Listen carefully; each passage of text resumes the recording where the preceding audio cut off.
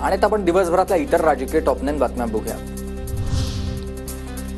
हर्षवर्धन पाटील चांगले नेते आहेत आणि ते योग्य तो निर्णय घेतील। हर्षवर्धन पाटील यांच्या तुतारी हाती घेण्याच्या चर्चांवर सुप्रिया सुळे यांचं वक्तव्य।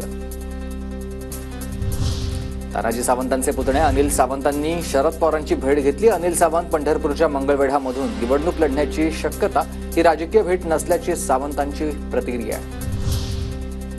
महाराष्ट्रात जातीयवाद आणि फोडाफोडीच्या राजकारणाची सुरुवात पवारांनीच केली। जातीचे विष राष्ट्रवादीच्या स्थापनेनंतर पसरलं।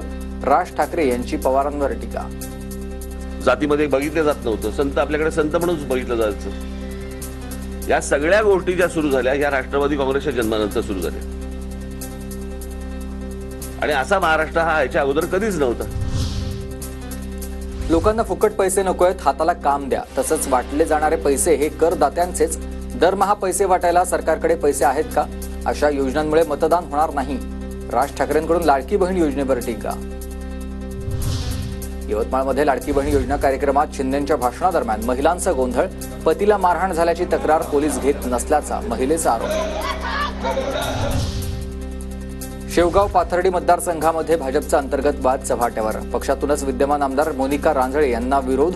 भाजप प्रदेश सचिव अरुण मुंडे आणि ओबीसी सेल जिल्हाध्यक्ष गोकुळ दौंड यांच्याकडून उमेदवारीची इच्छा व्यक्त। स्थानिक निवडणुका आणि ओबीसी आरक्षणावरील सुनावणी पुन्हा लांबणीवर। 15 ऑक्टोबरला होणार सुनावणी। विधानसभेपूर्वी स्थानिक निवडणुका होण्याची शक्यता मावळली। एक कर्मचारी कायम गाडीत राहील, केंद्रानं सुरक्षा देताना सुचवलेलं आहे आणि कोणालाच गाडीत बसवायचं, कोणाला नाही, हा माझा अधिकार, मी सांगितलं। अनौपचारिक गप्पांमध्ये शरद पवारांची झेड+ सुरक्षेबाबत माहिती। भाजपची तुटवंडी भूमिका आहे। बंगालमध्ये भाजपनं राजकारण केलंय। आरोपींवर कारवाई व्हावी एवढीच आमची मागणी। मात्र भाजपला राजकारण करायचंय, वडेट्टीवारांची टीका।